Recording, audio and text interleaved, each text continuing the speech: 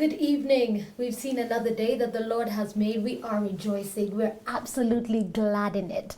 And what a way to end the day than to check on our physical well-being, which is a part of our responsibility. With me in studio are those people who treat as the Lord heals, and they're here to let us know about that very sensitive conversation. Okay, not so sensitive, but I'm sure you have gone through this issue. It is UTIs, that's urinary tract infections. And with us in studio is a urologist and a gynecologist. Let's have you guys introduce yourself and also explain urology, because many people out here are just like male gyna. Gyna for men. Yes. Yes, sir. Karibu sana. Thank you. Dr. My name is David. Dr. David Kimani. I'm a consultant urologist at the Kenyatta National Hospital and an honorary lecturer at the University of Nairobi. Oh, great. Urology is a branch of medicine that essentially is a surgical discipline, and we deal with the urinary tract in both gender, Okay. males and females, plus the male reproductive organs. Okay. Meaning we deal with the kidneys, ureter, bladder, and the urethra, which is a urinary system. And then we deal with the reproductive system for men. That means the genitalia, plus the prostate gland. Okay, Yes. that's a great conversation. He mentioned the kidneys, and you're wondering, what do the kidneys have to do with this? But that's where the urine is manufactured. Exactly. Okay, very good. And with us, this was when I was first told to do health check, the first doctor that ever came to mind was this beautiful lady we have in studio. She's a resident gyne obs, but she'll explain it better. Dr. K, karibu. Hello, my name is Dr. Karen Muthembwa. I'm a resident in obstetrics and gynecology at the University of Nairobi. For gynecology, unlike urology specifically, we basically deal with the reproductive parts of a woman specifically, but we also go into a bit of urology as well, because the reproductive parts of the women also include the urethra and still parts that are associated with pregnancy and all that. Yeah. Even as we start on our topic, coronavirus, how has this been affecting your various practices in this season? I think coronavirus has been an eye-opener for all of us. For once, we are talking about the healthcare generally. It opens up a debate on how prepared are we as Kenyans as far as on matters health. But importantly is that, like everyone else, it has hit us most because we have our patients who can't access us. We would want to access them, but we can't. And we have to scale down most of our work in terms of surgical disciplines. We have scaled down on elective work and generally doing emergencies, and then those electives that cannot wait. Okay. So it's a sad scenario, but we believe we will overcome. We will, absolutely. We have no choice. Yeah. Dr. K, for you? For us, especially for gynecology, we have women who are still afraid to come to the hospital because they're worried about this COVID, and we have the ones who are pregnant and they still have to deliver.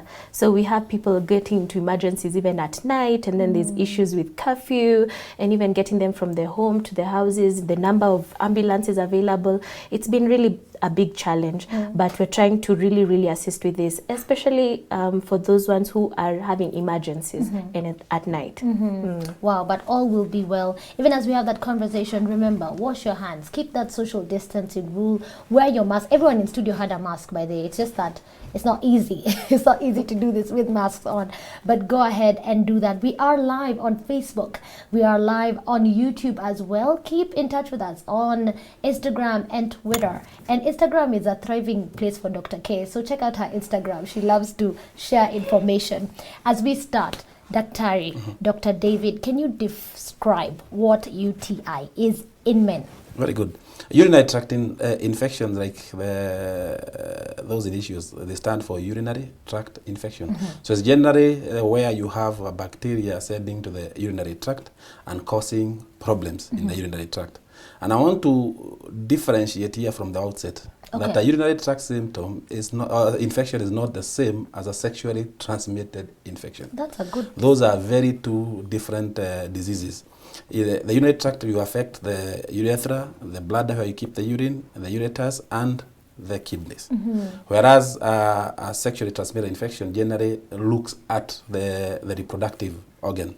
The only thing is that in men, we share the urethra between the reproductive and the urinary system. And like in the female, where the two systems are completely separate, in men, the urethra is a common channel for both functions. So generally, when you talk about urinary tract infections, we are referring to bacterial infections of that system, but you also add fungal infections. We include them in the urinary tract infections when they involve the bladder. Yes. And Dr. K, as you respond to the same, can you also tell us what's the difference when it in men or in women?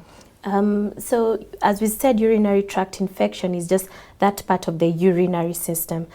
For the women, we have separate the urinary tract system and then the reproductive system. So usually and surprisingly, women tend to have more UTIs than men and actually present more than men. And it's usually because the urinary tract system is very close to the other systems, that is the gastrointestinal system, and now also the where the vagina is. So you'll tend to have a lot of infections running around the same area. Yeah, it's pretty much the same thing, but there's a separation between the urinary tract and the reproductive system. Now that you brought it up, why is it more common for women? That's a very good question. If you look, and maybe some people might understand it, yeah? The urinary tract system is just a bit in front of where the reproductive system is. So what happens that urinary system, the urethra, is very short as compared to men. It's actually around 4 centimeters long. And that space between the outside and the inside creates an environment where bacteria can move easily from the outside into the inside. So that's one of the reasons why they usually have that. Another thing is that urethra is very close to the anus, it's very close to the vagina, so every bacteria can move right into the urethra. Then we also have people who are in the hospital and might have something called a catheter being inserted. If that catheter stays a bit longer, you might get a urinary tract infection very easily. But that happens in both men and women, but more commonly in women. Yeah. Okay, Dr. As we go, I think this is just, we are discovering ourselves and we're discovering our similarities and our differences in the beautiful way that God created us. And so how does a man get a UTI? A very interesting question. It's just the same way as a woman gets an urinary tract infection. The urine, as it's made from the kidneys, as it comes down and is stored in the bladder, is sterile. So there's no bacteria there. So the bacteria have to find a way of getting into that urinary system, and they usually do so through two systems. One, we have ascending infections, which is the commonest, meaning an organism will ascend the urinary tract all the way down, all the way up to the bladder. And that is why the path for accession in ladies, as Dr. Karen has said, is very short. It's only 4 centimeters. In a man, you're talking about probably 18, 25 centimeters, so the length is slightly longer, and therefore infections in men are very rare. But you can also get what we call hematogenous spread. For example, you have a severe pneumonia, the bacteria find their way into the bloodstream, and since the kidneys, you receive blood from the rest of the system, then that infection can come and lodge within the kidneys. So we call them those hematogenous spread. It therefore means that by the time a man is getting a urinary tract symptom, there is a problem. And when you look at urinary tract symptoms, we generally look at them in two ways. Are they simple urinary tract symptoms, which are very common in the female gender? In fact, 20% of women will get a urinary tract infection every year. Wow. That means 1 in every 5 women will get a urinary tract infection every year, which is not a very common thing in a man. So if a man has an infection, then we must not only treat the infection, but we must answer the question, why did it occur? Okay. Yes. Okay, if you'd like to add anything on the same. Yeah, it's pretty much the same thing, yes. Yeah, even as we do that, the question is this, for women and for men, can you just explain, maybe someone is watching and they've had a UTI, they just never had an idea, or maybe they're having it right now. What are some of the symptoms that are shown in women? Okay. First thing is that most of them go asymptomatic. You might not even realize you have a urinary tract infection. Wow. Sometimes you might go and do a test, just a urinary, something called a urinalysis, and you find that you have some bacteria, kidogo, you know, be told you have a bit of an infection here and there. That one where it writes nil, or yes, that you get plus leukocytes, yes, something like that. So you might not even know you had it in the first place. So, but if you actually have an increase in bacteria that's actually affecting your urine, urethra, you will feel pain when you're passing urine. We also call it dysuria.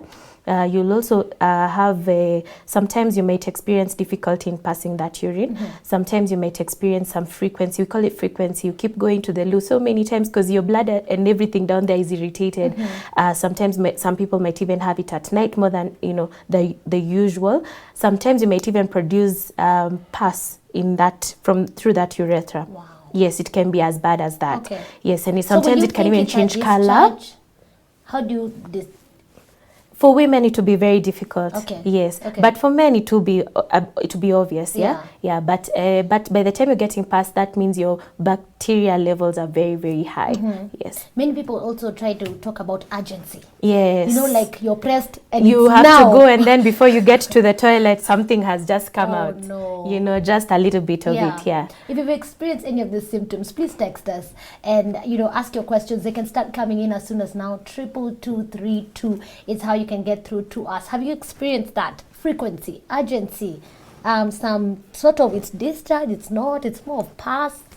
That's serious. Bloody urine as well. Bloody also, urine. yes, Wow. might indicate an infection. But you might think you're just spotting. Yes, for women. Yeah. Okay. Yes. Let's talk about men. In fact, to complement what Sure. Dr. Karen has said, if we could add, there might be some bit of irritation just below the umbilicus, and then Okay, please, English. Oh, Please. the navel, Who is that? the navel. Okay, the navel. Yeah. Okay. Yeah, there might be some blood, which either you can see yourself or you identify it when you do your microscopy. There might be a fever, as long as if the infection is getting complicated. And as the infection ascends to the kidneys, then you may have some pain below the ribs in the loin areas. So those are some of the symptoms that you get. And they are more or less the same in men and in women. So men can also get pus. Yes, they can. Whoa. Okay, that's really serious. Yeah. Okay, as we continue to discuss this, how do you diagnose UTI? Thank you. Diagnosis of UTI is twofold. There is a clinical diagnosis and there's a laboratory diagnosis. Okay. A clinical diagnosis means when we have the symptoms that we have described, we can, with a degree of confidence, say that you have a urinary tract infection. And then we go to the lab to confirm that that infection exists. So in the lab, we ask you to give us a specimen of urine, and there are collection steps that you go through, because we say urine is supposed to be sterile. So, but when you're collecting urine, sometimes you may contaminate it. So it's important that you go through the correct collection procedure. Once we have the urine, we learn what's called through dipstick analysis. So we look how many red blood cells does it have, how many pus cells does it have, can we see bacteria, what are the effects of those bacteria in terms of the pH of the urine. We look at the chemicals that can be found in urine, like nitrates, and we say, are they present or not. We look for some enzymes within that urine. And then finally, we do a culture and sensitivity. In culture, we are trying to grow the organism that is causing the infection, and more importantly, try to test it against a couple of antibacterial agents. We see which can be used to treat that urinary tract infection. So in a nutshell, there's a clinical bit and there's a laboratory confirmation. Okay. Yes. Dr. K, just a question. I've gone for tests many places. You never told exactly how to not contaminate. So maybe just give us some tips and tricks for when you're given a container. What do you do? Okay, sometimes even for women, it's not as easy as it, we can describe it to you and then you don't really do it the right way. Okay. But yeah, because we usually have some samples that are contaminated with blood. Sometimes they're contaminated with some discharge. And still, even in the urinalysis, sometimes we are able to pick, even in the culture, we're able to pick some of those bacteria from that area around. Okay. So it might be a bit difficult to separate it, but even Dr. David will assist me with this. But you're given a bottle, and it's usually in a pack on its own. Yes. So you're supposed to go and use the toilet, preferably the one you don't have to, because the one you have to sit on, it's difficult to reach down there, How? You can't read the one you can squat, might be easier, Yeah. So, but we usually prefer that midstream urine. Okay, Yes. So a little and then in the middle. Yeah, depending on what condition we are looking for. Okay. Yes, so it's better to pick that one so that you're able to collect it and take it to the laboratory. It's quite easy, really, right in the middle. You need to aim. Yes, but there are some we need the early morning. urine, really. Wow. Yes. But Dr. David can assist us with that one as well. Yeah, the whole idea is because there might be a little bit of bacteria on the urethra, on the very tip of the urethra. You want the urine to wash out a bit of that. Okay. Then you get the it's called a midstream specimen. So what is coming on the midstream is what we actually aim to get. For some infections, we may get a better yield when the specimen is coming in the morning, like in tuberculosis. So it all depends on what is it that we are looking for in that urine. Okay. Yes. Okay, that's great. So next time, at least you know, if you're going especially for UTI, midstream, what? Urine. Specimen. The midstream specimen. Yes. How do we treat UTIs? We Very can good. start with women. Ladies first. Sorry. Sure. Okay. Yes. For urinary tract infections, if you have very mild infection, sometimes we don't really need to give you antibiotics unless you're pregnant. Because usually for pregnancy, we don't want you to have any infection at all. It will lead to other complications. And then, of course, if you're diabetic, some of these things can cause a lot of problems. So we tell you need to drink a lot of water to clear it out. Because sometimes you're asymptomatic and we just find maybe one parcel or something. So that one not necessarily needed to be given antibiotics and all that. But if you're actually symptomatic, we usually start you on antibiotics. We encourage you to take a lot of water as well. Some people will try and change the acidity of the urine or what, depending, because even diabetics sometimes they tend to get more infections because of the changes in the acidity and their sugar levels in the urine. Because you see, if you have sugar in the urine, then it's a culture for bacteria. Yeah, so we give you antibiotics, drink a lot of water. Sometimes we tell you to perineal care, especially for women, how to clean yourself from front to back, because that's one of the issues we have. So let's talk about that, Dr. Yes. How can we train our young girls? Do boys do it? I don't know. For boys, we don't have a problem. We just aim. Shake and go. They don't even get UTIs as much as we don't women. get UTIs as much as ladies. Okay. But for Yeah. ladies, it's important so that we can prevent this issue of keep on recurring every Yes. time it's keep on coming back. Perhaps it's just because of the hygiene issues, like Dr. Karen has correctly observed. For us, men is slightly different. Like we said, any infection in men, we take it seriously because it means there is an underlying, either anatomical, meaning the structure of the urinary system has a problem, or physiological problem, or there is a host problem. You yourself, your immunity is low. She has alluded to diabetes. We can add HIV, use of steroids, for example, patients who are on immunosuppression for kidneys that have been transplanted. Maybe they are on steroids for rejection, those diseases that you tend to reject your own body, like SLE. You have, you may be having systemic lupus, Okay, erythematosus. yes, yeah. Sorry, and if you're having issues like rhinopharia, those are issues that are going to lower your immunity. So ordinarily, what your body would be able to clear is not being able to clear. So that is an important thing. The other bit is the issue of structure in terms of our anatomy. Is there something in the urinary system that is abnormal? What can be abnormal? We can start all the way from the kidneys, come down. If you're in the kidneys, you're looking, are there stones, for example, within the kidney? Because those stones act as niders, where that bacteria keeps on hiding and recurring all the time. Is that kidney able to empty its urine? Sometimes you have congenital problems, things that you are born with that may prevent you from emptying your kidneys downwards. Do you have an obstruction within the ureters for one reason or the other one? Then you come to the urinary bladder. Perhaps there could be a stone once again. There could be an outpoaching of that. So, you know, the blood is supposed to be a globular thing once it is full of urine. But sometimes it develops outpoachings, which you call them diverticular. And it means if you are going to empty the main pocket, then there will be a little bit of urine that still retains. Gosh. You may be having problems emptying the bladder for one reason or the other one. For example, if you have a spinal cord problem, those patients who are paraplegic, for example, are more prone to getting infections because they are not able to empty again once again they're not able to empty their bladder completely. If you have an elderly man and he's developed a prostate problem, and the prostate has enlarged to a point that every time he voids, he doesn't fully void. There is always some residual urine. That can be a cause of recurrent infections. If you have a problem with the tube, the urethra, it has a narrowing that you can be born with in children. In boys, we call them posterior urethral valves, or acquired. For example, you have a stricture, you had a previous accident that knocked on your urethra and it develops a constriction. or for example, if you have had a previous sexually transmitted infection that caused chronic irritation of the urethra and it narrowed down to form a stricture, then that can be it. In men, as you come along, if you have, especially for young boys, ordinarily when the boys are born, the frenulum, the prepuce is usually fused. Who is that? The prepuce is the covering, the hood covering of the penile glands. Okay. So sometimes the hood is too tight and you Okay. can't pull it back. We call it phimosis. And that can be a cause of recurrent infections in young boys. So when you are treating men, besides now identifying the bacteria and giving you the appropriate antibiotic, we go back and ask, is there a problem that predisposed you to this? Yes. And we actually have to look for and treat it. That's really, really good. And let's talk about young girls. Yeah. Young girls are also susceptible to the same because of what you've talked about. Maybe you can highlight that. Yeah, again, it's about the pelvic hygiene. As they're growing up, they might not really know how to clean themselves, and it starts from when they're very young. You asked that question actually earlier. You have to just teach them. You're the mother or the auntie or the guardian.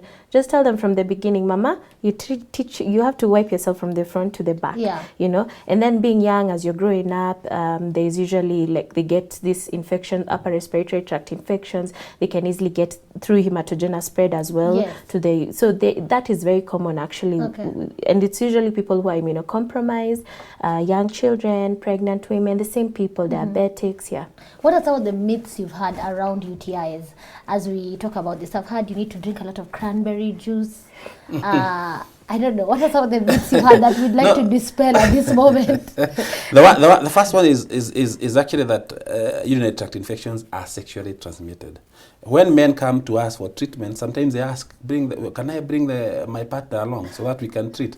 And sometimes convincing them that actually it is not sexually transmitted takes a bit of time. As far as diet adjustments and urinary tract infections are concerned, we have evidence that some of the things that, like you've mentioned, the cranberry juice, are helpful for patients with recurrent infections because they prevent attachment of the bacteria on the walls of the urinary tract. So they usually, like we say, the infections are ascending. So the bacteria has to stick on the walls as it goes up the urinary tract system. So if for any means you can interrupt that attachment as it goes, then that can reduce the incidence of urinary tract infection. Okay. Yes. And what is the frequency? How many people are coming in and out of your office, Dr. K? With UTI? Yes. They are all women. Most of them usually present with the same thing. Yeah. And most of them confuse discharge with a UTI. Okay. That's another thing. Okay. Every woman who comes with a discharge, oh, I have a urinary tract. That's the first thing they say. I have a urinary tract infection. And then but it doesn't mean that it is a UTI. It might be something else. Yes. So not every discharge is a UTI. Yeah. Okay. But very common. I actually have so many with UTIs. Yeah, we'll be going on a short break. But even before we do that, it's very detrimental to treat UTIs.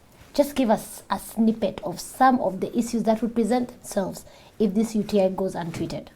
Very good. UTIs that are untreated become complicated UTIs. Complicated UTIs means, for example, the infection was initially confined to the urinary tract, and now it defines itself into the bloodstream. Then it becomes a disseminated infection, meaning it spreads throughout. It can give you a meningitis, for example. What? Can give you a pneumonia, for example, because once the bacteria find themselves in the bloodstream, then they can lodge anywhere else in the body. The kidneys themselves, once they get infection, the kidney infections, we call them pyelonephritis. The effect of it is that it leaves scarring on that kidney, and this scarring keeps on recurring. Every time you get an infection, the scarring increases, and this increased scarring eventually can lead to renal failure.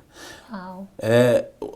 We consider urinary tract infections as a cause and a consequence of stones within the urinary system. If you have a stone, When you say stones, yes, what do you mean? It's actually stones. Maui. Stones. Maui. Yeah.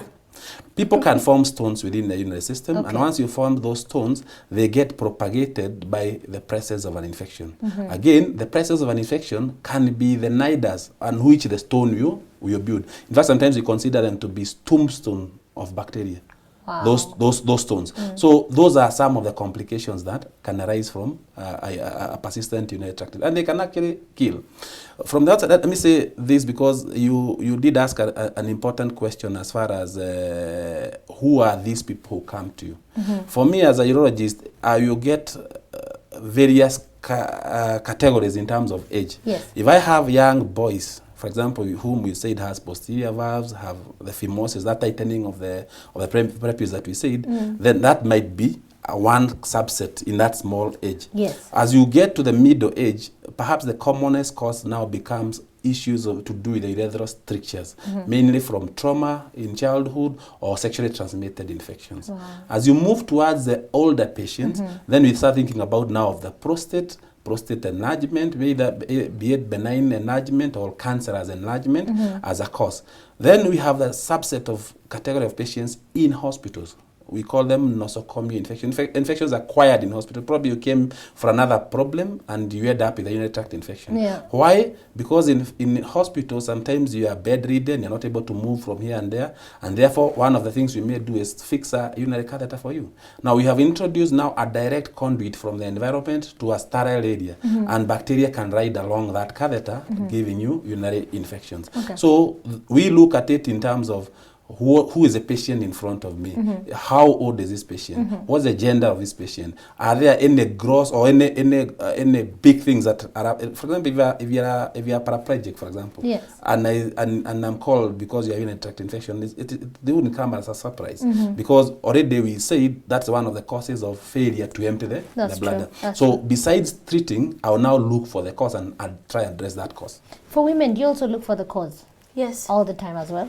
Not all the time, but it was important to find out whether there is an actual cause. Yeah. Okay. Yeah, but most of them will have some either form of immunocompromise for one reason or another. Okay. Yeah, but there are some complications in women who are pregnant. They might develop rupture of membranes, that is pouring that water when they are pregnant too early, or they can go into premature labor. We'll be coming to that. Actually, that's a really more longer conversation. We're going on a break right now, but remember to text in your questions to 22232, and we're starting the call line early this week so that we end up picking up all your calls and answer all your questions. So get that number and you can start calling in as well. Our team is on standby to do that. We'll see you right after this break here on Health Check. It's on Hope TV, where you look and live. With me is Dr. David Kimani and Dr. K. And I'm KK, you know. Yeah.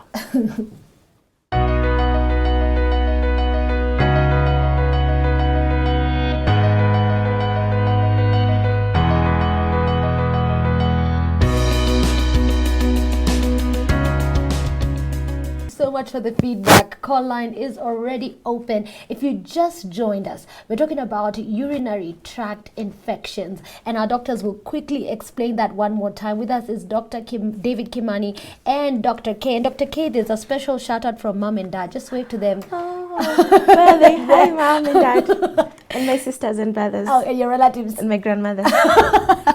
Thank you so much. Let's just explain to someone who just joined us what urinary tract infection is. And even as you do that, our text line is open, 22232. Our call line is also open. Our team is on standby, picking up your calls so that we respond to them as we continue. My name is Kerry Kagiri, Health Check. It's on Hope TV, where you look and live.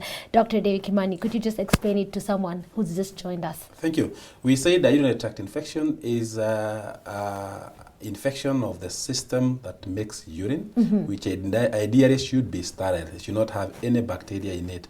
And therefore, when the bacteria find their way up the urethra into the bladder or up into the kidney, then we call that a urinary tract infection. And we said it is different from a sexually transmitted infection, which is an infection caused through sexual activity.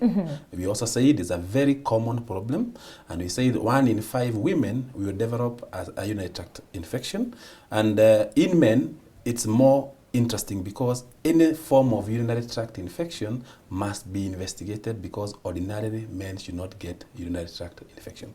Yes. Dr. K, women are coming in with a lot of this. There's this word I hear all the time, E. coli. What is E. coli, or who is it?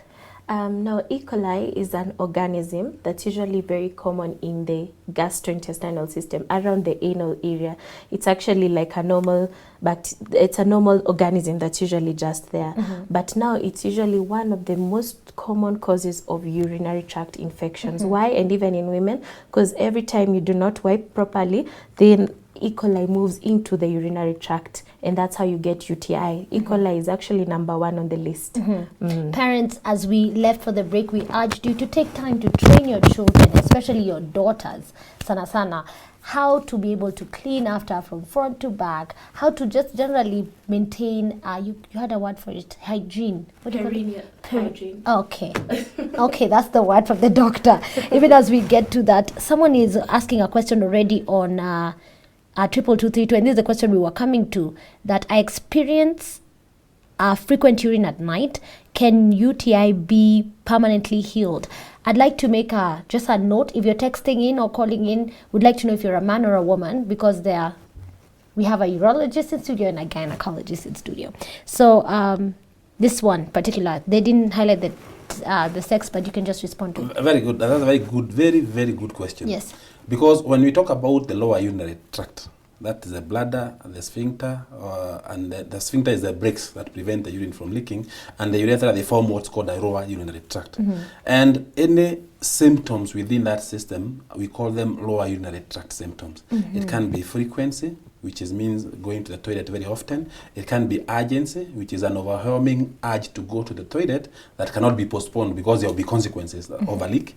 It can be nocturia, which is waking up at night to pass urine. It can be pain when passing urine. It can be straining when you have to push urine out. It can be intermittency, you are passing and stopping on and off. So all these symptoms are symptoms attributable to the lower urinary tract. They can be caused by other things, and that's a very important question because, for example, if you have early bladder cancer, you can get frequency, you can get urgency, and you can get blood in urine. Those are symptoms that mimic a urinary tract infection. And if you are unfortunate and you're only treated for urinary tract infection, sometimes the symptoms subside and you think you are cured, but there is an underlying issue, which then brings us to the issue of, can it be cured? Yes, it can be cured, but if the symptoms are persistent, then we should investigate why are these symptoms persistent. Maybe the first diagnosis was not correct. Yes, absolutely. And also in the same line, Dr. K1 is texting asking, how can I treat urgency in urine? Usually it's just the same way we treat the urinary. If it is urinary tract infection, we have to look for what is the reason why you're having the urgency. So we manage whatever that we find is the cause of that urgency. Okay. Yeah. Okay. So please seek medical advice. Call your doctor. Are you all doing telemedicine right now? Yeah, we do. Okay. Yeah. So and perhaps, Kerry, if I could add to what Dr. Karen has said, there are other symptoms that, for example, this issue of frequency. Frequency is when you have to go to the toilet very often. Now, we must differentiate that symptom from what is called polyuria. Polyuria is now when you have making so much urine and yet your bladder still remains the same volume. The bladder has not changed its volume. And therefore, for you to pass out all this number of time, all this big volume, you have to go to the toilet much more often. So the patient, you come and complain about going to the toilet often, which you think is a frequency, but in reality, they're having a polyuria. And what are the causes of polyuria? Diabetes, for example. Okay. Be it diabetes insipidus, which is the water diabetes, or the sugar diabetes. Those can cause renal failure, where you are passing in lots of volume of urine. So it's important that we don't assume, because we have said frequency is one of the causes, we don't assume and say, no, I have a UTI. That could be the first symptom that you are diabetic, actually. Okay. Yeah. Yes. Okay. I have a question. This is just off the top of my head. Is water digested? Because some of us drink water. And immediately you're like, is this water going through any digestive system or anything? The body is able to adjust and determine how much to absorb. Okay. And actually, water can be poison. Yes. That's true. Yes. Too much of anything is poisonous. Yes. Okay. So, Dr. Karen, how much water? You need to take like 6 to 8 glasses a day. Okay. Yeah, that's what, because the body will, as Dr. David has said, it will take in what it needs and then release what it doesn't need. Okay. But on average for an adult, 6 to 8 glasses of water a day, or 2 liters. Keep your questions coming. Dr. K, I'll start with you with this one. Can a UTI go away without treating for women?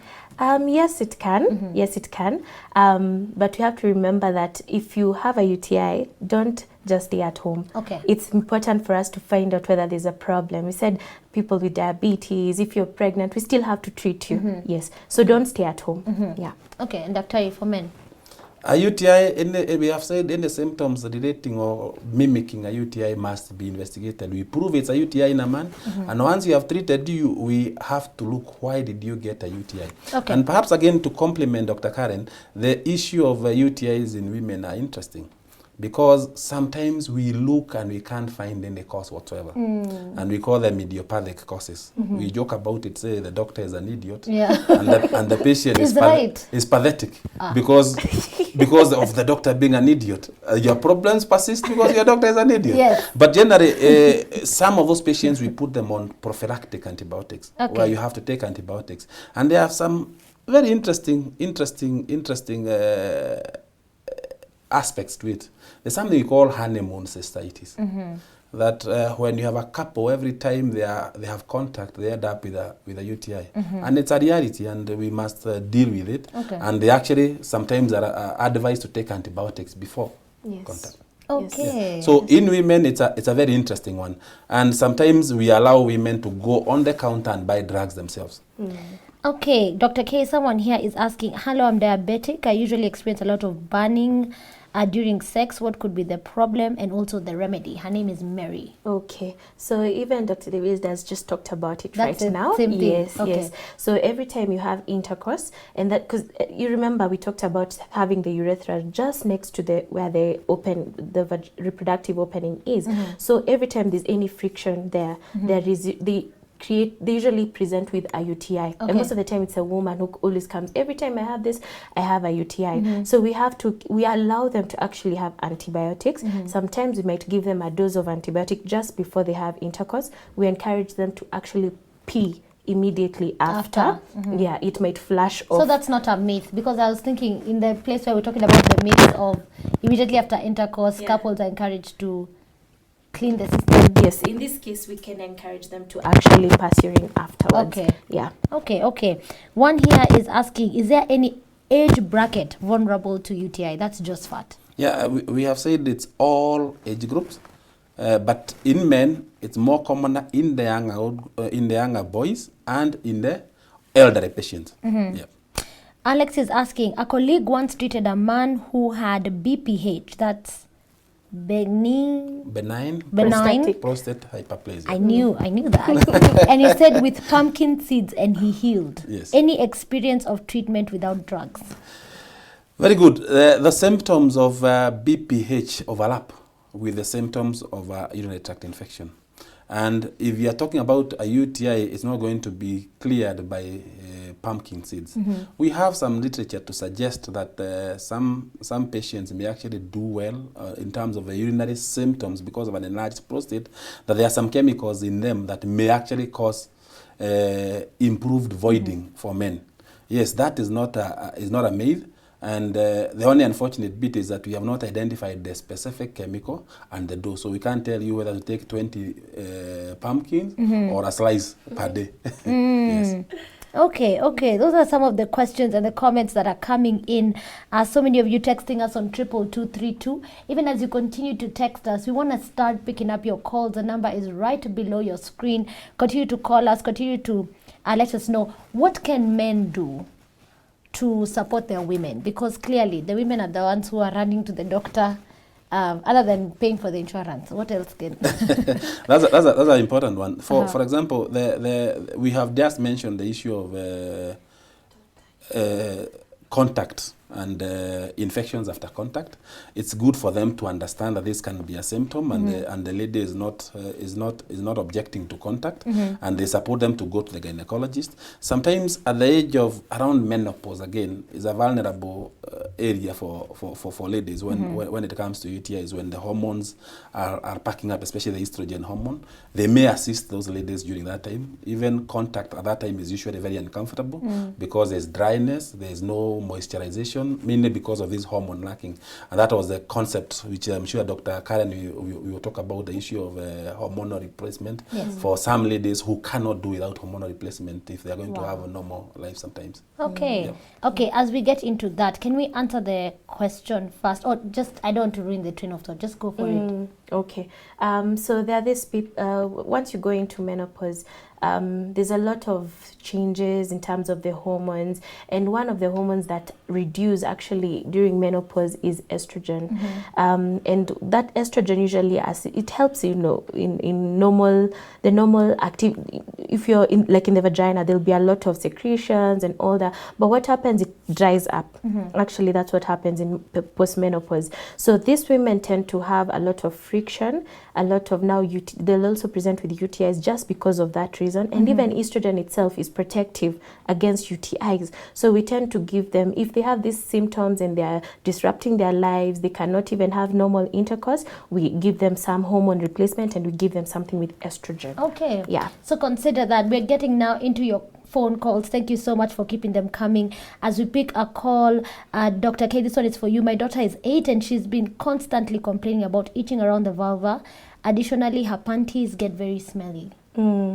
At 8 years, girls are starting to change. There are a few things that change even down there. Some might start a bit earlier than others. So you'll find even at 8 years, they might start having some, and then, you know, again, the perineal hygiene, they might actually start, the others will start their periods even by 10 years, even 8. There's been reported, others have been reported to have that then. So they might actually have some discharge. If they have that UTI, everything down there just disrupts everything, and whatever discharge they get, then it becomes very smelly. So she needs to check what her child is doing. She needs to examine her properly, because it might not be a UTI. It might also be something else. You know, you've ever heard of people who've also been assaulted and all that. I'm not saying that that child has been, but you need to examine your child. And if you can't really, then bring them to a gynecologist, where even gynaes see 8-year-old girls. Yes, because that would be awkward. Yes. Yeah, so let's plan for that. Where can she come and see you? Yeah, she can come. I'm usually in town, IPS building, first floor. It's called Tree Healthcare. Okay. Yeah, but Kenyatta. I'm also in Kenyatta. You're also in Kenyatta? Yes. Oh, very good. Yeah, just to add on what Dr. Karen has said, let's also remember that we are treating urinary tract infections with antibiotics. And especially when you use broad spectrum antibiotics, meaning antibiotics that kill a wider spectrum of bacteria. Because bacteria also have classes. It means you are suppressing those bacteria. And the moment you suppress them, the fungi start growing. And therefore, this patient may actually present with fungal infection, not necessarily the bacterial infection, because of prolonged antibiotic use. Okay, Rose from Isiolo, good evening and thank you for calling us. Hello. Good evening, Rose. Good evening to you. Thank you so much for calling. What is your question this evening? Okay, I have a question about UTI. Yes. I've treated it for the last 4 years, since 2017. And it usually presents if I have an intercourse with my partner. The following morning, I have a lot of discharge, itching, and then anytime I go to hospital, I'm given antibiotics. But anytime I visit again, I'm always positive for infection. That is since 2017. I even lost a pregnancy of 8 months due to it because of the drugs, and everything comes with it. And when I was done the culture sensitivity, that is on 2019, and they found out that I had E. coli, and I've been treated almost every sensitive drug that it was seen to be sensitive to. But up to now, my dear, I've never got well. And to make it worse, my partner recently told me that he has HPV. Wow. And I've been really looking for a child. And I could not get, because anytime I'm on antibiotics, plus I always have lower back pain. Yeah. And very severe abdominal pain.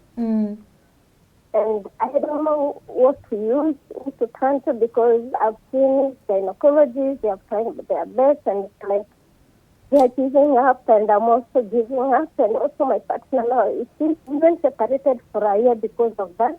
Yeah. Because I blamed him, because I thought maybe he has been unfaithful and he brought this to me. I don't know how you'll be able to help me, but I really need your help. Do you have Really. any follow-up question for her? Before you hang up, Rose, just hold. Hi, Rose. Yes. Hi, this is Hi. Dr. Karen. Okay. Have you had any other further investigations, like checked for your diabetes, whether you have diabetes? Yes. It was okay? I have done all the tests. I don't have diabetes. The only thing I have are mathematics. And I've heard you talk about steroid. That is what I use, steroid inhaler. Okay. But anything about hygiene, I've done that. And even I had this test of HSG if I have issues with my fallopian tube, I don't know, those things. And even, but the only thing that was in, I had PID, pelvic inflammatory. Okay. Yes. Okay. Yes, but about another thing, I'm not suffering from anything else apart from the mathematics. Okay. Okay. Rose will be answering you, but do not be discouraged. You seem a bit discouraged. Don't be discouraged. Jesus loves you so much. Can you imagine 4 years treating UTI daily? And even if I go to hospital now, they do urine tests, you'll get it. So I'm giving up. Don't worry. But Don't I worry. don't want to give up. I hope you will help. Okay, thank you. Yeah. Wow. I've never had such an intense call since we started this. But maybe you can respond to that, and as we continue to pick up the calls. Yeah. And also encourage her, because she seems a bit discouraged. Yeah. This is actually a message to Rose and every other woman who's been going through, we discuss UTI just like it looks so simple, and so, there's nothing else that, it just looks very simple. But there are people who are going through lengths of times of struggle, especially with UTIs, and now apart from UTIs they even have other complications because of that UTI. Remember that it can actually it can become even worse, go to the kidneys, and then now of course now your reproductive health also is being affected. Absolutely. I talked about pregnancy, of course it also can cause early pregnancy losses. It can also cause term pregnancy losses, just a simple UTI. So I really understand what she's going through, because I've had patients like that as well, and I want her to know that she just needs, we need to follow her up very well. We need to find that problem, because it seems that whatever it is, it's still letting, you're still having that recurrent UTI plus other conditions. So what I would encourage her is she needs a constant person to follow her up. She needs to get further investigations, even if to be afresh, you shouldn't give up. It's possible to actually reduce this infection Or manage it. Yes, it is because we don't want anyone to be infected, even if it's a simple UTI. No. Okay. Yeah. Doctor, you can comment. Yes, my words to close are this one, that like we have said, the symptoms of urinary tract infections overlap with very many other symptoms. That means what she may necessarily be calling a urinary tract infection may actually not be. So we need to prove it's actually a urinary tract infection. There are people who, when they run a urinary test and they find 1 or 3 pus cells, they say that's a UTI. But it's not. In reality, we have symptoms like, for example, what's called an overactive bladder. A bladder that just misbehaves. Every time you fill it up, even before it fills, you have to go empty it. Every other time. We have, like I've said, we have talked about the issue of, for example, early bladder cancers, for example. They can present like that. She has correctly observed, and I was listening to her as far as the back pain. The moment she introduced back pain, the issues of pelvic inflammatory disease came up as a possibility. Does she have upper tract problems? Is she able to empty her bladder completely? Does she have a diverticular somewhere? Does she have reflux? Usually when the bladder wants to empty, the urine should always flow down towards the urethra. But sometimes patients have an abnormality of the valve between the ureter and the bladder, and the urine keeps flying back to the kidney. That's called vesicoureteric reflux. Has she had all these done or checked Okay. before we can conclude that it's a recurrent UTI. Now, the other thing is because of moving and taking antibiotics, the chances of her developing bacteria that are resistant to most antibiotics is a reality.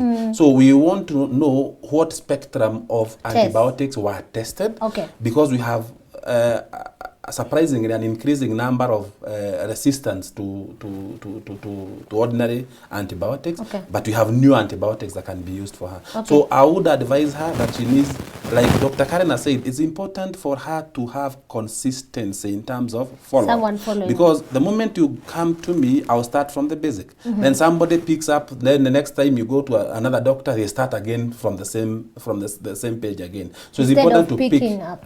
It's supposed to be consistent. Be constant with the doctor who's taking care of you. And then, of course, we always encourage inter-doctor consultations. Maybe there's something I'm missing, but Karen is going to pick it. But it should be me referring her to Karen to look at the test. Ken from Moranga, good evening. Evening to you, madam. Ken, thank you so much for holding on the call. What is your question?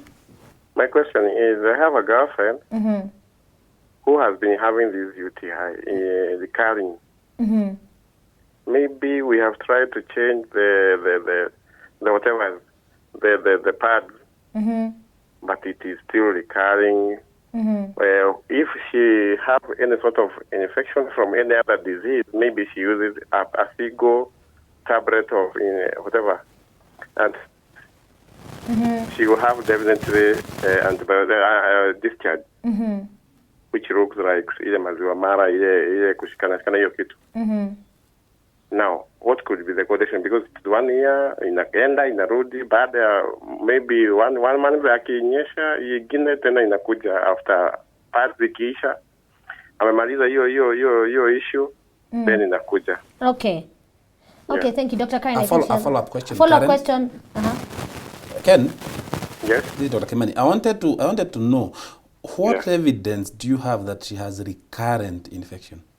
Because we have been going to hospital now and then, we are given some sort of medicine. No. Then, in terms of tests, you have urine test specimens. Yeah, reports. They have been doing the same. That's important. Then the other thing is, you mentioned about this discharge, and this discharge to me feels like it's candida. It's obviously candida is one that because has milky. So that needs to be addressed. And sometimes men can get candida, such that we are treating the wife, and but sometimes we forget her. Okay. Okay. So and consider that. Be recurrent as well. If you're not, if he's not treated. It can be recurrent if you are taking antibiotics all the time. Okay. Okay. So what is the solution for him? What would you give as advice? How can he? The fungus bit should be very easy to treat, especially that discharge. It should be very, very easy to treat. My question is, and I keep because every time we are more likely we are in a referral institution, and being in a referral institution, we see a lot of perhaps mistakes that occurred up from there. So we would like to prove that there is actually an infection. So we would advise, when she's having the symptoms, that's the best time to take the test. Once you take the test, and you take it in a credible laboratory.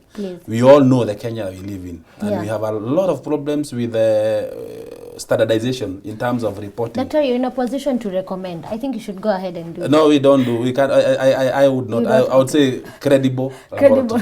Yes. KEBS laboratory.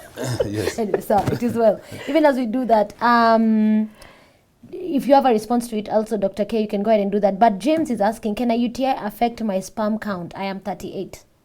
No. A UTI should not affect your sperm count. No. Alex is asking what... But again, Karen, Kerry, I would like to say this one, that if you're going to do a semen analysis for the sperm count, you cannot do it in the setting of an infection. If you have a febrile, something causing fever, any infections will affect your sperm reporting, and therefore you should wait until the infection is settled before you do the semen count. Alex is asking, what are the infections during pregnancy and treatment? Dr. K? In terms of urinary tract infection? I think they're just asking what are some of, maybe they can anticipate or during pregnancy and treatment. So pregnancy is a very interesting state. Yes. And it's very important. It's a very, very good question, because I was even still going to talk about... Absolutely, wasn't a question. Yes, UTI. Dr. K, would you just hold that thought? I pick one call, and then you come back to it. Don't forget where you're at. Shadrach in Nakuru, good evening. Okay, good evening. How are you? Fine, thank you, sir. What is your question? My question is about UTI. Aha. Bibi yangu amekuwa na amoeba.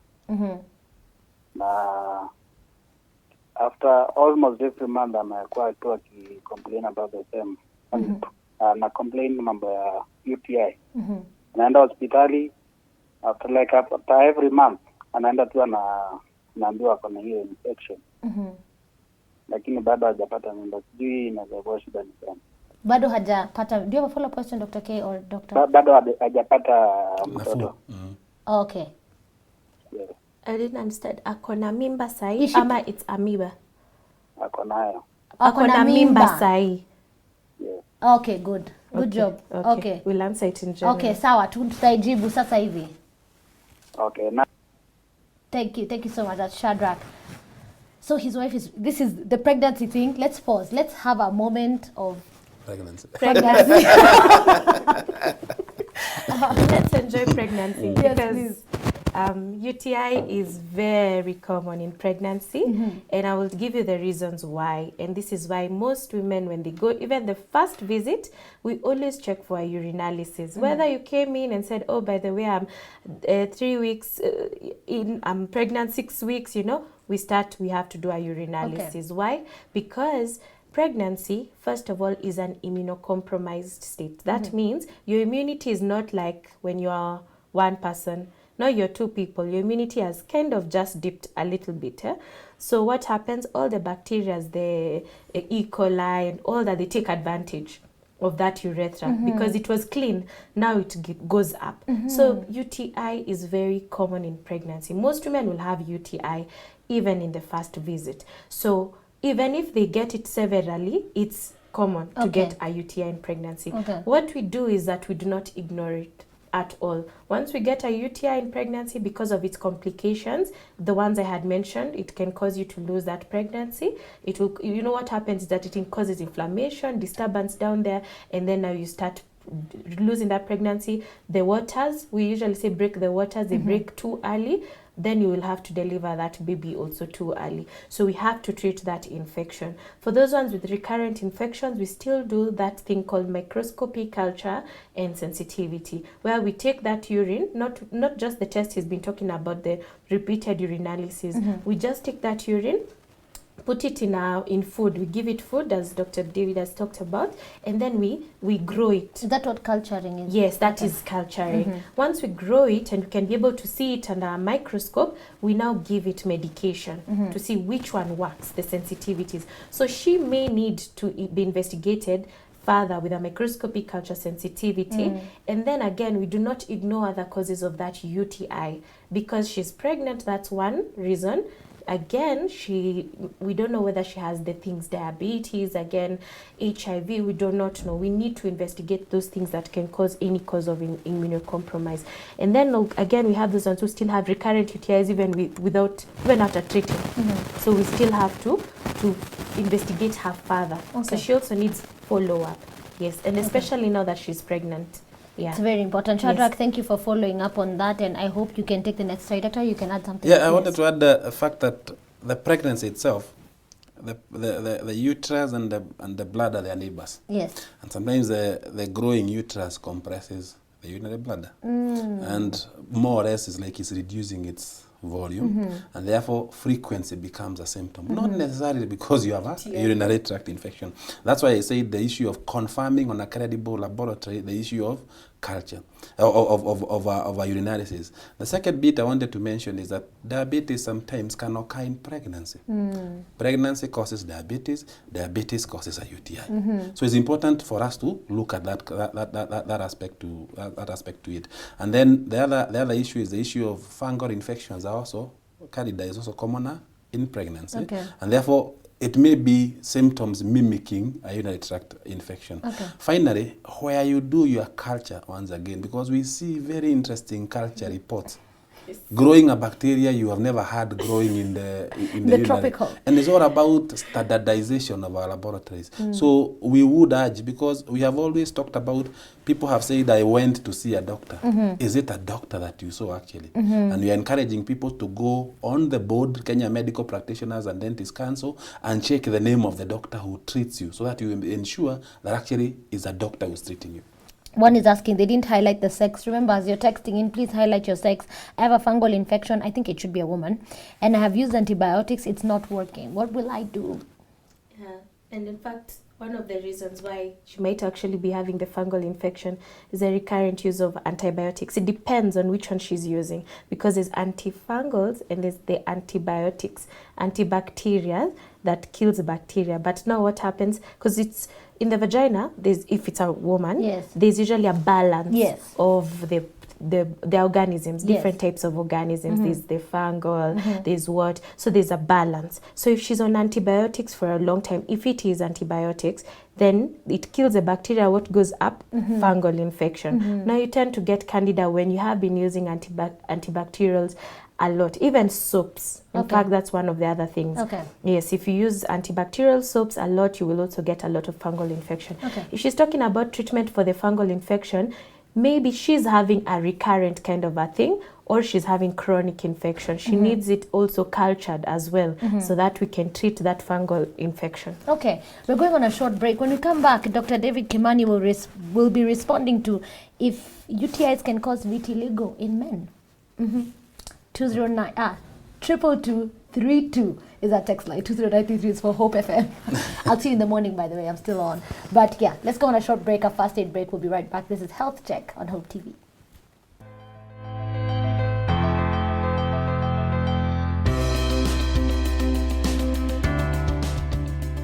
If someone receives either very good or bad news, they can faint, emotional stress, and also if someone hasn't eaten for a long time, they could easily faint.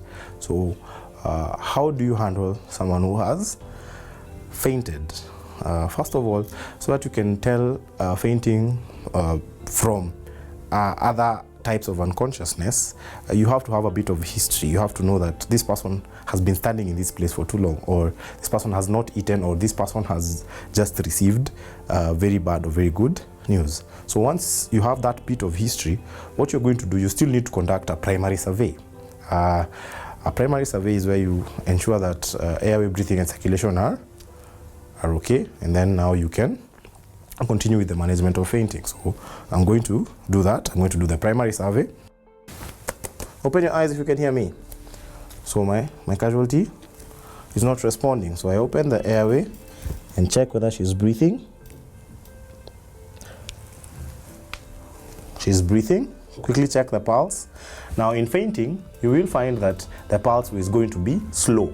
It's a slow pulse because there's a temporary reduction in blood flow to the brain. So once you notice that there are no life-threatening conditions, what you're going to do, you're going to loosen any tight clothing that she may have on her.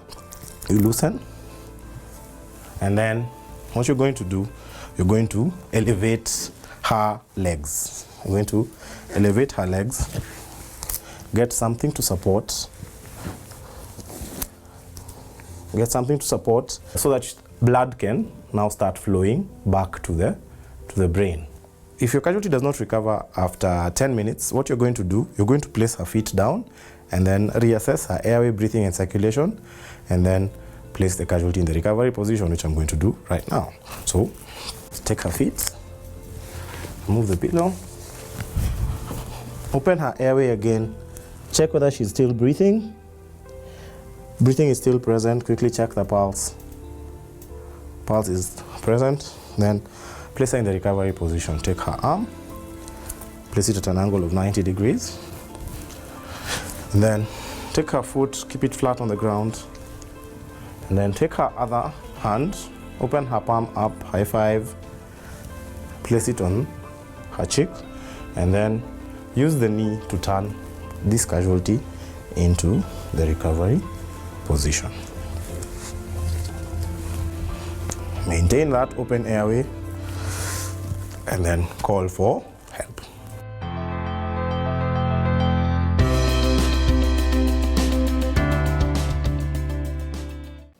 And welcome back. Hope you've learned a lot, and we want to thank the St. John's team for coming through. I have a personal gratitude to St. John's as being a former commander. Press, cheat, standard T's, by the right number. It's really cool.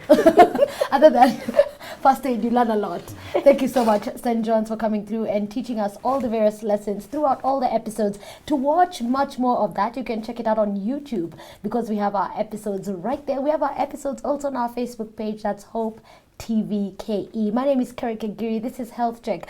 One person just came in and is asking, you've talked about urgency as a symptom. For what disease? Today we've been talking about UTIs, which are urinary tract infections. And with us in studio are our urologist, Dr. David Kimani, and our gynecologist, okay, she said I say it nicely, resident obstetrician gynecologist, Dr. K. Karibuni sana. Thank you. Yes. As we continue, we are continuing with the questions that people were asking. And first, you can also describe what vitiligo is, because this was a question on our 22232 line. Our phone line is also open. The numbers are on your screen. You can go ahead and call in. Yes. Can we? Generally, vitiligo is a condition that discolors the skin. Okay. You lose a bit of the melanin, so it looks a little bit lightened, and it can occur around the genitalia in men, especially around the glans penis. Okay. And it could be a manifestation of a condition we call BXO. Okay. BXO is balanitis xerotica obliterans, which is actually a narrowing of the urethra. The urethra gets narrowing over a very long area, starting from the tip going backwards, and that can predispose you to infection. So he's not very far off. Okay. So it has a connection. Yes. But it's the opposite. It's that's predisposing you. Yes. Lucy in But that's not actually the vitiligo. That's BXO, which is different from vitiligo. Okay, got it. Lucy. Yes. Good evening, Lucy. Thank you for watching Health Check. Yeah. Hi, how are you? Fine, thank you, dear. What is your question? Okay. I have a boy. My child is 4 years old. 5 years old, okay. Yes. Nilirealize kuna time alikuwa anafula penis yake na akatibiwa. After that venye ameingia shule kuna wakati alikuwa anahisi uchungu, then pita kuna wakati aliniambia alikuwa anatoka anaenda kwa haja dogo sana. Still nikampeleka hosi akatibiwa. Inaweza kuwa UTI kwa watoto ama inaweza kuwa ni shida ingine? Doctor, you have any question? A very good question, Lucy. I think the fact the boy is pinching on the penis, that suggests that there's irritation around the penis.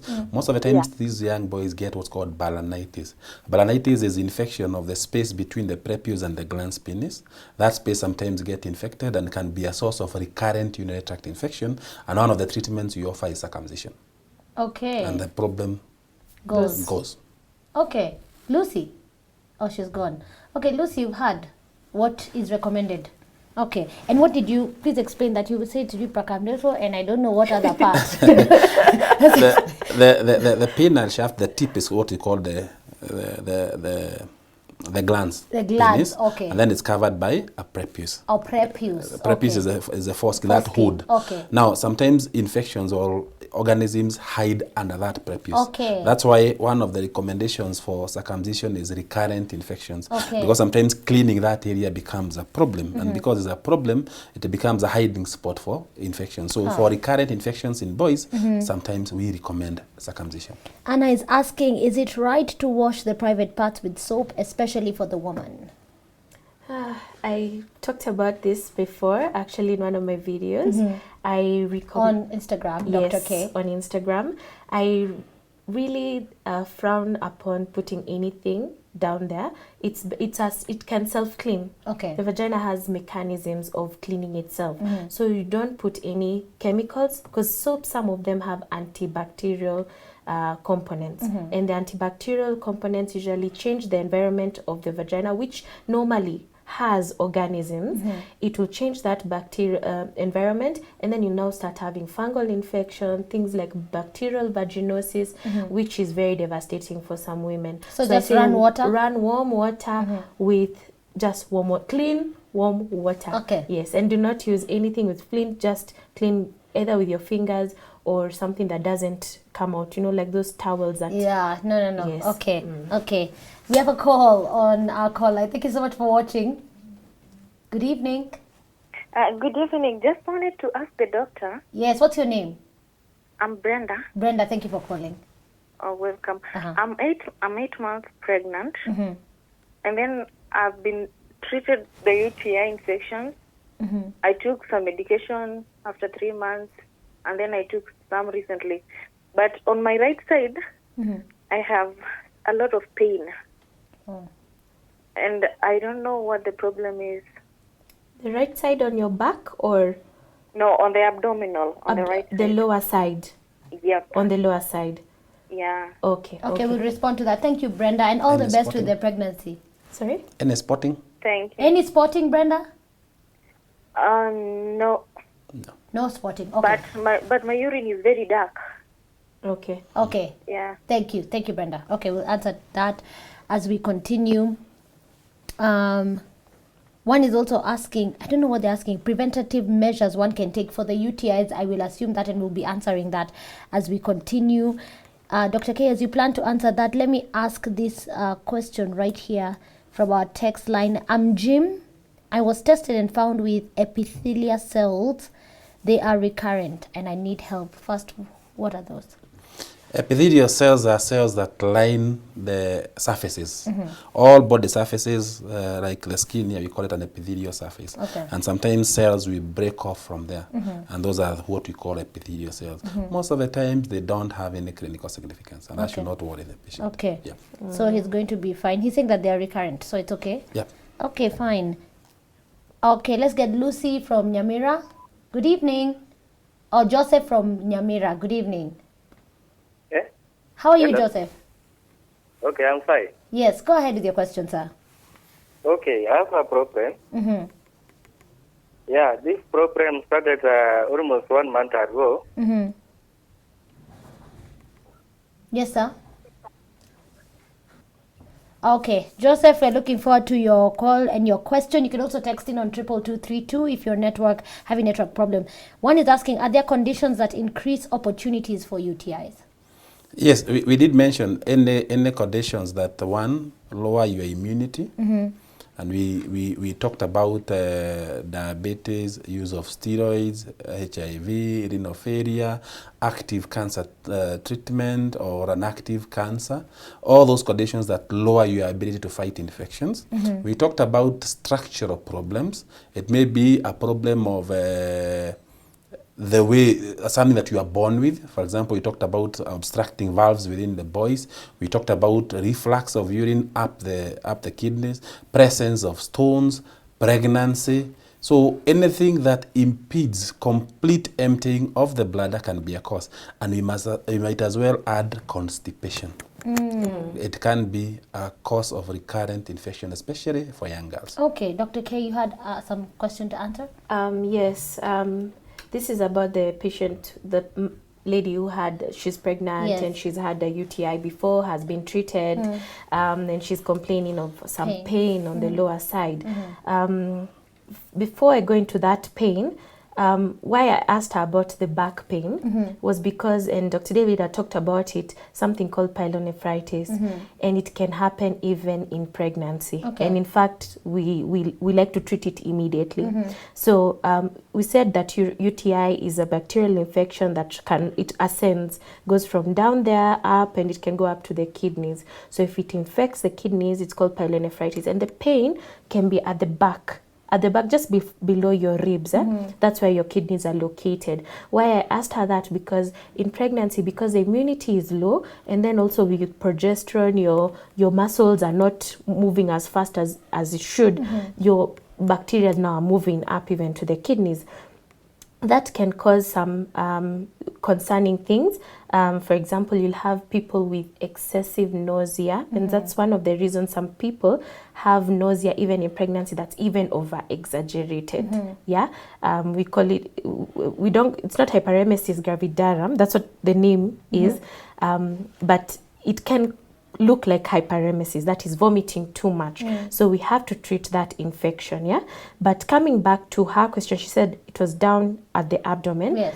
If you ask every woman who's pregnant, let me just start with that, most of the time, as long as that pregnancy is growing and there's some weight to that pregnancy, it may cause pain on one side more than the other. Some people don't have any pain at all, but most will have one pain, it's over here or it's over here, mtoto anagonga hapa, you know, that kind of thing. So that could be one of the reasons. But even just the UTI or an infection in the bladder or an infection that has run to one side can also cause that pain. So if she's still having it, let her get examined so that we can be able to identify the real cause of that reason. Okay. Yeah. Okay. Plus the possibility of an amnionitis. Yes. And then I also want to remind people that the fact that you're pregnant does not make you immune from other conditions. That's true. You could be having a stone in the Appendix. kidney. Yeah. You could be having appendicitis. Okay. You could be having there's something they call a abruptio, where the part of the placenta separates from the uterus. That will give you pain. So and perhaps this stresses the importance of having a medical consultation. Okay. Yes. Okay, kindly take some time to consult. Let's see how that good. One is this story for douching is coming up again, and I knew it would come up. James in Mombasa asks, is douching good or bad for cleaning the vagina? Does it have side effects? My wife has been douching and she did get an ectopic pregnancy. Oh, okay. Douching. Some people don't know what douching is. Yes. It's yes, trying to clean the inside of the vagina. Yeah. And what are you cleaning it with? Sometimes you use chemicals you don't know. Sometimes you use antibacterials again. That changes the whole environment, and then you have other conditions coming after that. But they've talked about an ectopic pregnancy. It may or may not be related, but you see, if you have an infection down there, it can ascend and go up because of those changes in the environment. It can go up and close your tube. It can even constrict your tubes in a way that now when you're getting pregnant, instead of the pregnancy getting into the uterus, it now gets blocked at the tube level. So, yeah, may or may not be related. Yeah, but I do not recommend douching. No. No. Aden calling us all the way from Mandera. Thank you so much for watching the show. What is your question? Aden? Hello? Yes, hello, good evening. Good evening to you. Thank you for watching. What's your question? My question is, I have one of my brother. Yes, Aden. Yes, I have one of my brother. Yes. Yes, madam. Yes. Good evening to you. Good evening. Can you reduce the volume of your TV, tafadhali? I have one of my brother. Yes. I mean, he has a problem.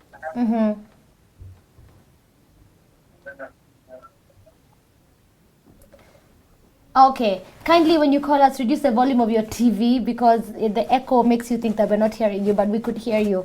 And it's an issue with his brother, but he'll be telling us. Jackson is saying, I go for a short call many times at night, Daktari. Very good. It's called Nocturia, when you have to wake up more than once to go to pass urine. So it means, and you're not counting, you know, then our usual scenario is that you walk to the bathroom, then you go sleep, and then in the morning you wake up, walk to the bathroom. It is a situation where you are asleep, you went to the bathroom and then came back to sleep. So that should not exceed one time. And two things, it's a little bit common in the older patient because older patients tend to make more urine at night than a significant amount of urine more at night than during the day. And the other one is the issues of polyuria as a differential with something called nocturnal polyuria. So we need to be sure they are not diabetic. We need to be sure it's not one of those physiological changes in old age. And then the other one is we need to be sure that they are emptying their bladder completely. Okay. For example, if you're an old man and you're having that wake up every now and then, because you have a full bladder, and every time you go to the washroom, you only empty a half. It means your effective bladder capacity is the half that you have emptied, and therefore it keeps on filling now and then. So your complaint will be that I'm waking up to pass urine at night, but actually your problem is that you're not completely emptying your bladder. Okay. It's a reason to see a doctor and it be explored. Okay. As we wrap this up, today's episode, as we plan to end this, UTIs are very, very critical that they get treated. There are so many issues around it. And we want to wrap this just thinking about number one, preventing. Just let's go ahead and present to our listener and our viewer, how can we completely prevent this as much as we can in our ability. Okay. How to prevent UTIs is, first of all, is keep yourself clean, especially for females. Make sure you do the perineal hygiene, and then eating a healthy, balanced diet. It helps a lot with your immunity and also just clearing things out. And then again, also drink a lot of water, the 6 to 8 glasses or 2 liters in a day, especially for adults. For younger children, just encourage them to take as many times as possible. We encourage also taking cranberry juice. You can take it even if you don't have recurrent UTI. You can take it as your juice, as your normal juice. There's also treatment of diabetes. If you have diabetes, then you need it actually treated. Because the more you're not, you don't treat only the UTI, treat we call it DM. Treat the diabetes. It has to be treated. If you have any other immunocompromising state, even on you're on antibiotics and all, you have to be managed properly by your doctor. Yes. Thank you so much. I hope you've had that one. Sorry, just another question as you talk about this. After urinating, I do feel irritation. What could be the cause? Thank you. And also there are two. Can condoms cause UTI? Thank you. Watershed. It depends on whether it's a male or a female condom. Okay. That's important. Okay. But in terms of the irritation of the urethra when you have passed urine, urinary tract infections can cause a burning sensation at the end of urination. We call it a terminal dysuria, and that can be one cause. Then the other one that is important is inflammation of the urethra from a sexually transmitted infection. For example, if you have gonorrhea, you have chlamydia, which are two sexually transmitted infections, they can cause irritation of the urethra, and therefore patients present with some burning sensation. Occasionally, they may have some scanty discharge coming from the urethra. Do condoms cause? Ordinarily, they shouldn't, unless you are reaction. So there are people who react to latex.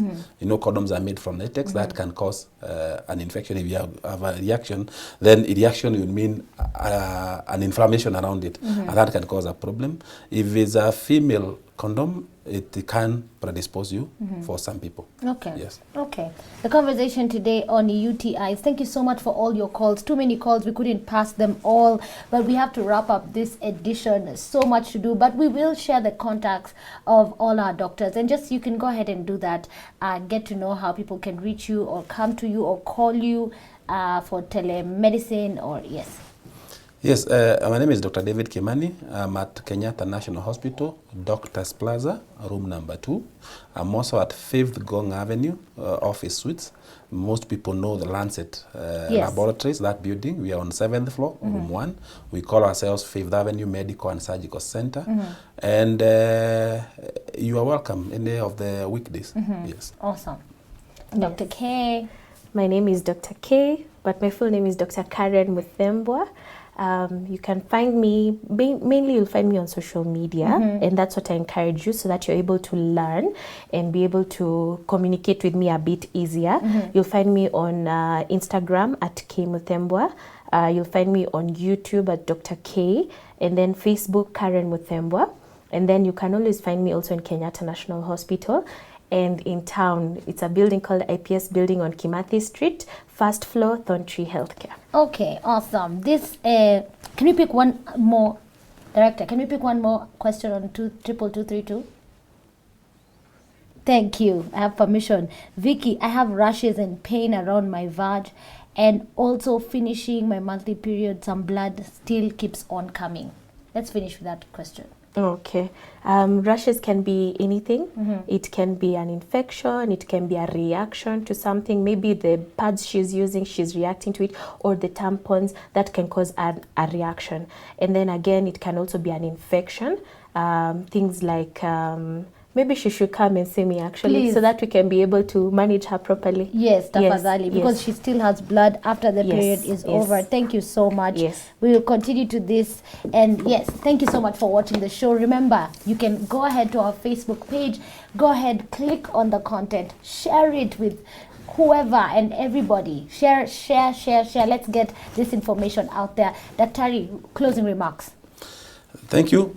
If you're a man and you're experiencing symptoms of pain, frequency, urgency, waking up at night, weak stream, when you're passing urine, you can't get a distance on it, then perhaps it's a time you see a doctor. A urinary tract infection in a man is not normal. It needs to be treated, and we get to the bottom of why did it occur.